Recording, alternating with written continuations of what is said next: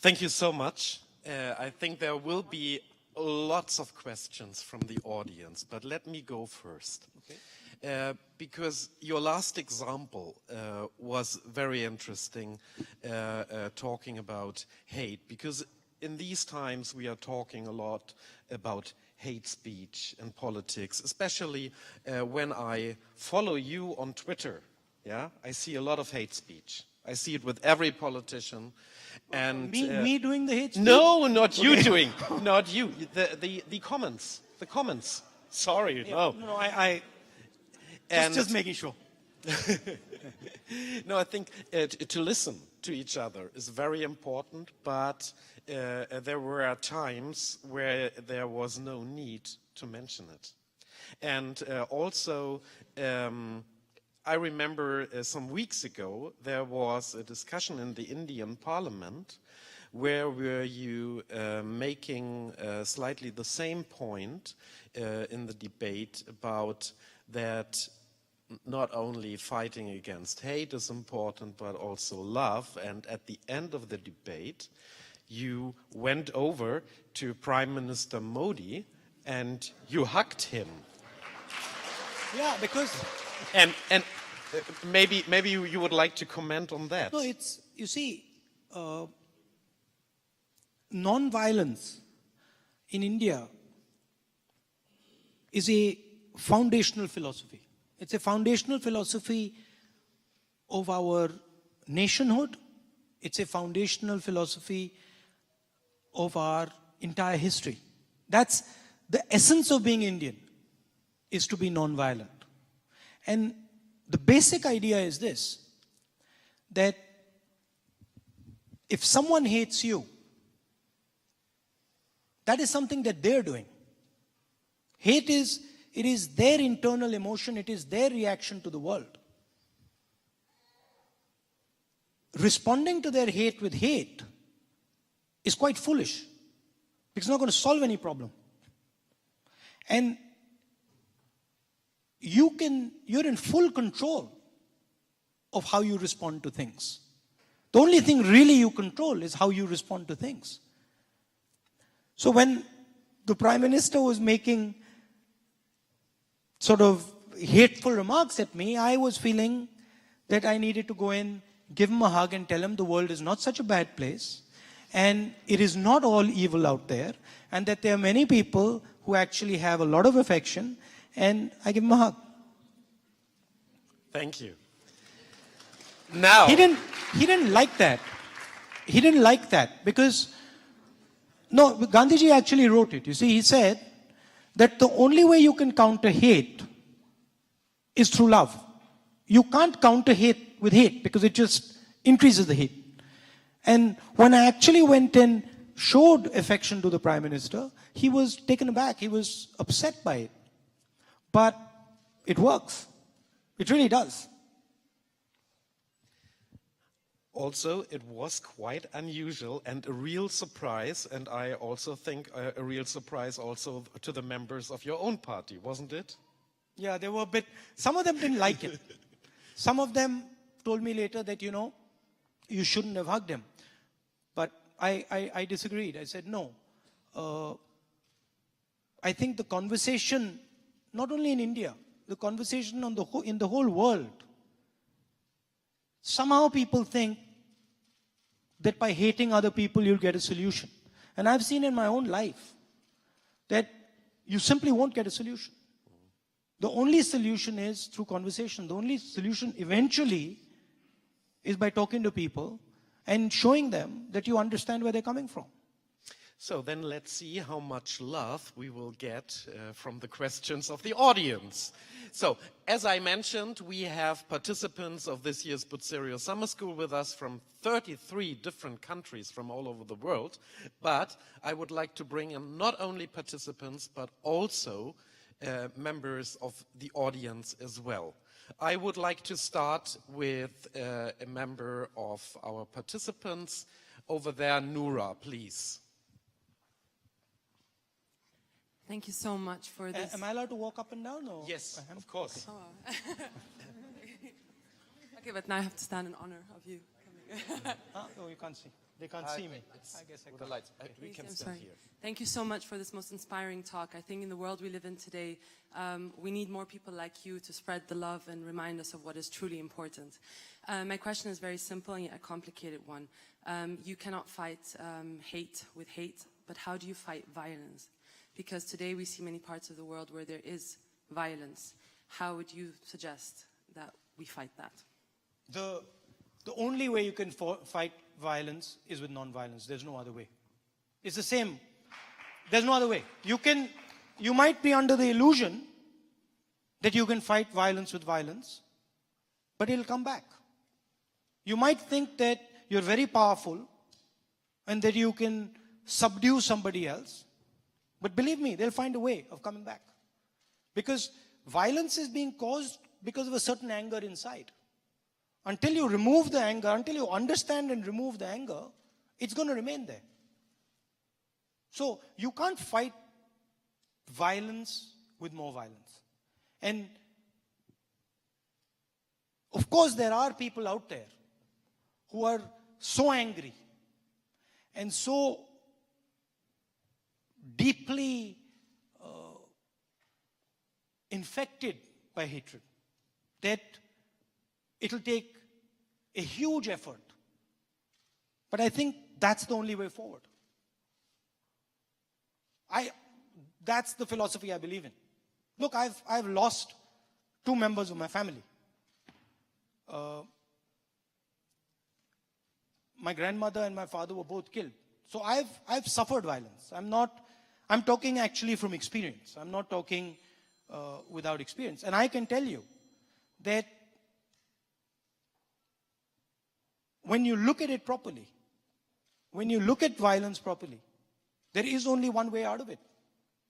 The only way you can move forward after violence is through forgiveness. There is no other way. And to forgive, you have to understand. You have to understand what exactly happened, why it happened. See, there is the common narrative is there is always someone at fault and someone who's not at fault. But if you go into the nuances, there are people at fault on both sides. And there are people trying to solve the problem on both sides. So it's working that. You will see in the 21st century, you will see a certain amount of violence. It's a result of the connectivity, it's a result of limited resources. You will see it. And you will have to deal with it. But the way to deal with it is to actually listen, is to actually, at least you, from your side, act non-violently. And people think that this is weakness. A lot of people think that if I react non-violently to your violence, this is weakness. But in fact, this is strength. So the next one would be Melanie. And I can... It's okay? Thank you very much for your inspiring talk. You said you would also talk a little bit about India and the world, and spoke about like the more domestic political issues. Can I interrupt you? Yes. I just want to answer. I just want to put a last answer to that, because it didn't. I needed to close that. See, my father was killed by a terrorist. Okay, he was killed in 1991. In 2009, I saw the person who killed my father lying in a field in Sri Lanka. Okay? And I called up my sister and I said to my sister, Priyanka, this is very strange, but I'm not happy. I should be celebrating that the person who's dead is the person who killed my father. But somehow I'm not happy. And she says, you know what, you're right, I'm not happy either. And the reason I wasn't happy was because I saw myself in his children. So I realized that him lying there actually means that there are kids like me who are crying. And he might have been a bad person, he might have been an evil person, whatever you want to call it.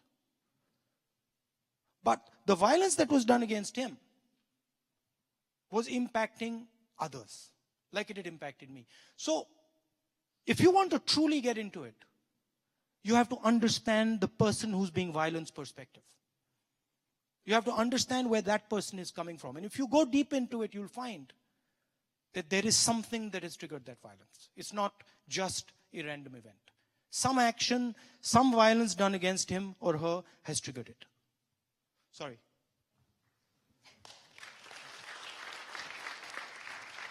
Sorry about that. No, I have to apologize because I will change the subject now completely. Yeah, coming from a very personal experience, even though it's not so personal, I would say, to a more global question. I mean, in the past 2 weeks, we spoke a lot about the future of the liberal world order and who are the allies on a global level. And I mean, you've also attended Bucerius summer school, so I mean, I think you're very well aware of what we could have debated about. I have the notebook. I still have the notebook. Yeah. So where do you see India's role in the future when it comes to international relations? I mean, it's part of the BRICS countries and at the same time part of the IPSA countries, like the more democratic emerging markets. And I'm not so sure about which role India is going to play in the future. And I mean, from your party perspective, what role would you want India to play in the future? I think there are a couple of potential visions out there. There is a American vision. There is a European vision. There is a Chinese vision. There is an Indian vision. There is a Islamic State vision. I mean, there are a bunch of visions that are competing. India has a relationship, strategic relationship with the United States. And India has a very deep set of ideas that we share with them. Democracy, freedom, etc. But India cannot ignore the fact that China is growing extremely fast and is going to shape the planet. So to me, India's role is actually to balance these two forces, much like Europe's. I think what would be the worst thing that could happen is that the Chinese and the United States get into a conflict. And I think that would be the absolute worst for the entire planet. And I think the Europeans and the Indians, because of their design, because of our design, are very well positioned to make sure that that conflict doesn't happen. From an Indian perspective, there are certain values like non-violence, like compassion, like listening, that are going to become increasingly more important in the 21st century. You could get away in the 20th century by not listening to people, by using massive amounts of force against people. You can't do it in the 21st century because they will find a way to get back to you. So I think there are certain values that India brings to the table that are unique, and I think a lot of them were espoused by Mahatma Gandhi. They spread to South Africa, Mr. Mandela with Mr. King, Martin Luther King.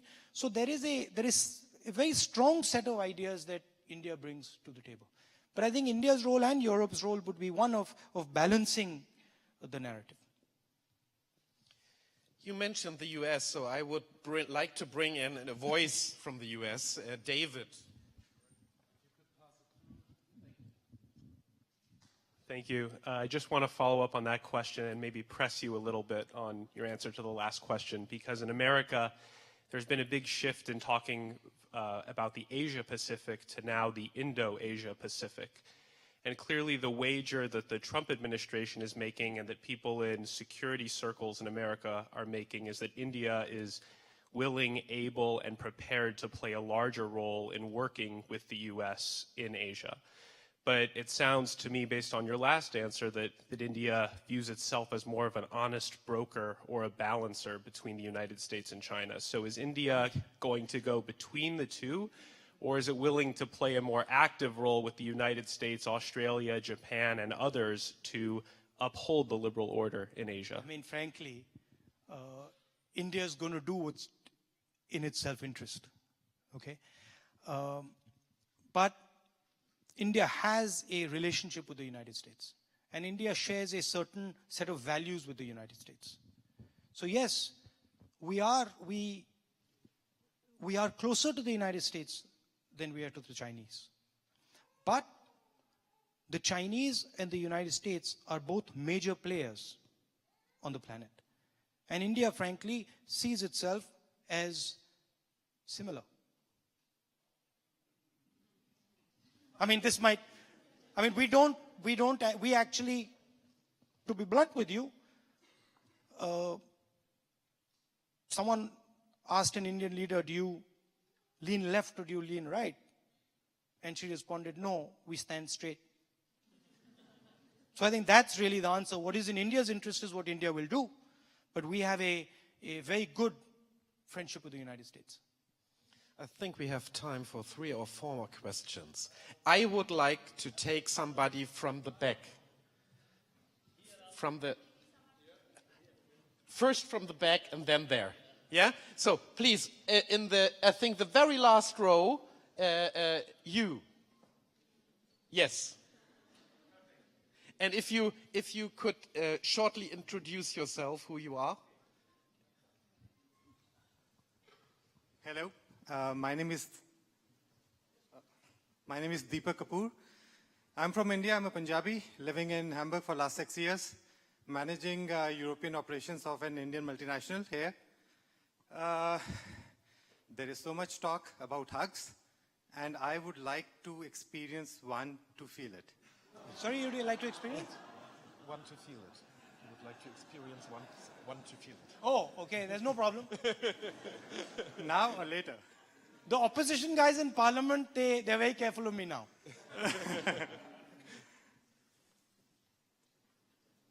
So that was... Sure, you come ahead. Okay, come now, no perfect, problem. thank you. I have no issue. If it makes you happy, it makes me happy. I promise to bring in you. Yeah.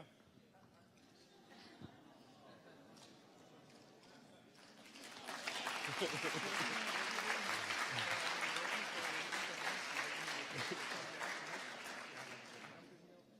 come every 3 months. Yes, for sure. Thank you. So, over here, and if you could also introduce yourself. Okay, okay, Deutsch, English. My name is Luba, and I'm from Moldova, but here I'm writing my PhD. My master thesis was about advertising in India. Now it's about advertising in India. And I have also advertising, yes. And it's a big pleasure to see you live, because I wrote also about you and your family. Okay, I have also to apologize, because I would like also to switch the topic. And as you know, nowadays we have a big discussion about refugees from Syria, Iraq, in Germany, and also in Europe. And maybe you have some piece of advice for German politicians, for European politicians. What have they do to make the situation much better, to help people, and also not, because Germans, some groups of Germans are very, I would say, not happy because of this politics. And if we talk about hate and life, maybe you have some piece of advice. And maybe you can say, what would you do if you were, for example, the Chancellor of Germany? Well, I'm nobody to advise, frankly, the Chancellor of Germany or the German people on how to deal with their problems. But I can make 1 or 2 observations. If you look at Western Europe, you look at the United States, and you look at India, and you analyze why a certain style of leadership is coming. Mr. Modi in my country, others, I won't name them, but others on the planet, The reason is that whether it is India or Europe or the United States, we are unable to give jobs to our blue collar, the sort of non-white collar person in our countries. And so there is frankly, a failure in job creation. Put bluntly, we are being outcompeted by the Chinese. And that is creating a lot of anger in society. If you want, when you get a situation of scarcity, you start to get conflict in society. And to me, a lot of the conflict that is taking place in India and a lot of the conflict that is taking place in Europe and the United States is because people here are concerned that the vision that brought them to this point is not going to take them over the next 10, 15, 20 years. And we have a lot of talk about services in India. We talk about 9% growth, 8% growth, but when you actually look at the numbers, there are no jobs. And that's a huge part of why this type of sentiment starts to develop. The other thing, frankly, is the West needs to think about the results of policies like Iraq and Syria. It needs to be careful when it goes in without understanding the consequences, without understanding the dynamics, the tribal dynamics, without understanding the societal dynamics in these societies. They might seem like weak countries, but every single country has a tremendous amount of power in it. And you disorganize that power, you upturn it, it is going to have consequences.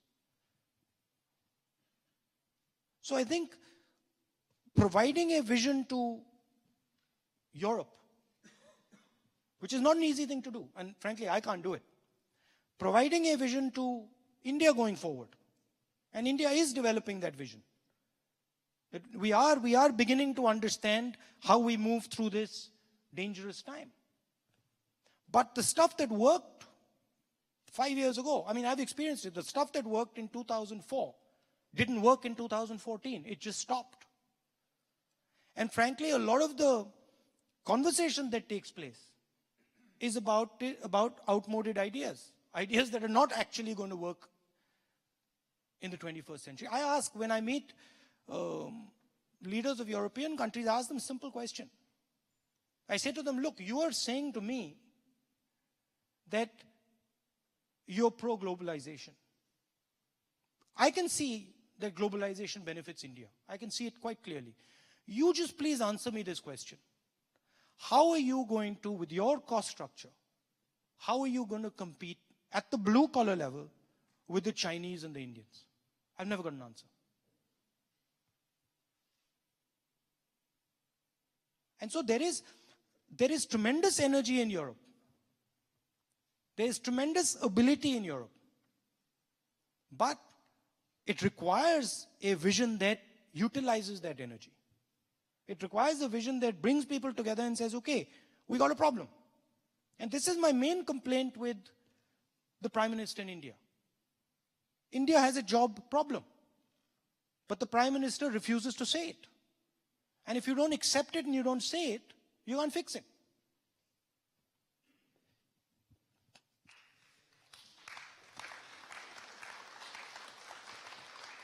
First of all, I apologize in advance. I think half of the audience wants to ask you a question. If we would do that, you need to stay for another 2 weeks. Before I take somebody from that side, I would like to go to this side and give the word to not only longtime editor-in-chief of Die Zeit, Theo Sommer, but also the founding dean of the Bucerius Summer School. Nice to see you. Nice to see you. And before you ask, I ask you, when was the first time when you traveled to India? In which year? 1961. Wow. 67. It was a conference of the International Institute of Strategic Studies in London. And your mother talked to us, your grandmother talked to us, sorry. Well, I have a question. Thank you. Here in Germany, all we talk about is about the Chinese century. And people have a feeling that India is limping far behind. So my first question is, are you catching up? And when will you have caught up? And my second question, what do you see for the future? There are problems between India and China. You have border skirmishes all the time. What is the line? Is it communication, cooperation, coexistence, or is it going to be confrontation and conflict? Thank you. I don't think, well, I hope it isn't conflict. Because a conflict between India and China, or a conflict between China and the United States, is something that not only India, but I don't think the world can afford that. So I don't think it's going to be conflict. I think it's going to be a mix of the other things that you said. I think it's going to be strategy. It's going to be cooperation sometimes. It's going to be pushing back other times. So I think you're going to get a mix of that. The other idea that you said, who's winning the race? Now, this makes it sound that there's one thing that we're racing towards. But that's not how it really is. Because frankly, we have a completely different vision of ourselves than the Chinese do. And what we value is different than what the Chinese value. So it's a completely different set of things that we are actually fighting for. We like the idea, for example, that anybody can say anything in India. Now, you might say to me, well, China is growing at 11% and India is growing at 9%. And I'll say to you, well, how many percent do you give the fact that anybody in India can say anything they want? I'll give that a couple percent. I'll give that maybe 3%. So where I run into a problem is a uniform sort of rule for what success is. I respect the German people enough to say, listen, how you define your future is up to you. That's why I didn't really tell you, I didn't give advice to the German people. I can't give really advice to you because it's your vision of the world. It's what you have to do. And you will make certain compromises that maybe I won't make, and I'll make certain compromises that you won't make. So it's not this reductive sort of, are you winning or are you losing? This is frankly 20th century stuff. 21st century is we're both winning. We're trying to win here, and I think you can win there.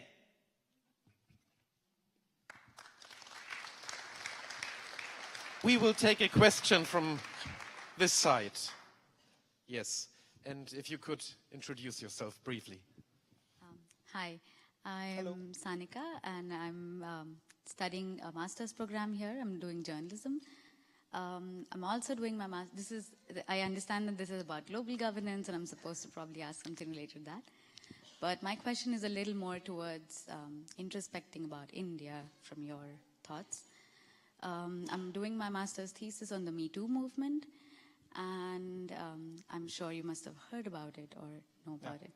So I'm wondering what your thoughts are about women's safety in India, because recently there was a quite critically challenged piece on Reuters about how India is probably one of the most unsafe countries for women in India, in the world.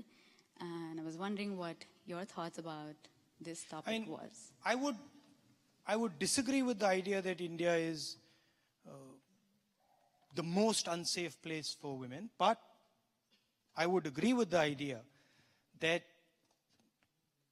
the treatment of women in India leaves a lot to be desired. I think there is a huge amount of violence against women in India. A lot of it is visible, a lot of it is on the street. Huge amount of it is invisible, you never see it. It happens in houses. Women never talk about it. I think it is a cultural issue. It is an issue of how Indian men view Indian women. And I think it requires a huge amount of work to fix that problem. That's one component of it. The other component of it is that the level of violence in India, for the reasons I explained earlier, is increasing. And whenever the levels of violence increase, the people who are weakest bear the biggest brunt. So the fact that violence is increasing dramatically in India, women are actually getting a huge share of it. I think it is a tragedy. I think that is the single most important thing that India needs to do, is change the way its men view its women. And I think that is something that frankly is going to take a huge effort, but it is the duty of every single Indian to do it. But from... Sorry, go ahead. But probably from a policy-oriented or as a policy politician. perspective, a couple of things. When I look at political parties, I don't see women representatives. When I look at the House of Parliament, when I look at legislators, I don't see the amount of women that I should. Because if you don't put women in positions of power, you won't shape the laws. You won't get their voice into the system. So I do a lot of work to try and get women into the system, to try and get women into the Congress party, and try and get women into the Lok Sabha, Rajya Sabha, Vidhan Sabha. We are championing right now a bill of reservations for women in Parliament. So that should be a big step going forward. And there's a lot that can be done on the policy side. And there's a lot that, frankly, has been done. Even at the lower levels in the elections, places are reserved for women. But at the end of it, it is a cultural issue as well. It is literally the way the Indian male views the woman. He has to start viewing her as an equal. He has to start viewing her with respect. He has to start treating her with respect. And I'm sorry to say that he doesn't.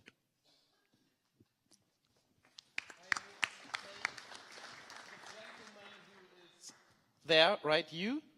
Sorry, can I? Yes. See, one thing is for sure. Can we get the That mic over there? you simply cannot build a successful country if you do not involve its women in building it. And that there, if you ask me, where, you said, are you winning the race? That's a race I'd really like to win. I'd give that a lot of weight. So now the mic is over there. Good evening, Mr. Gandhi. Good evening. My name is Richard Mantosh. I'm a lawyer from Kolkata originally. I'm studying my master's degree in law in Hamburg at present. So I had a very simple question. I've been trying to come up with intelligent questions, but the fact that you did already mention about China filling 50,000 jobs a day versus India filling 450 jobs a day. If next year, inevitably, the elections will have results next year, and your party is the largest party and will form the government, would you, as the president of your party or the leader in Lok Sabha, would you speak about population control in India? Because India's population is going up. It's not being controlled. There is no population control. There's no family control measures. People are speaking about Swachh Bharat. There's a lot of talk going on, but nobody's walking the talk. So would you do that next year, sir? Well, couple of things when you break down the issue of population.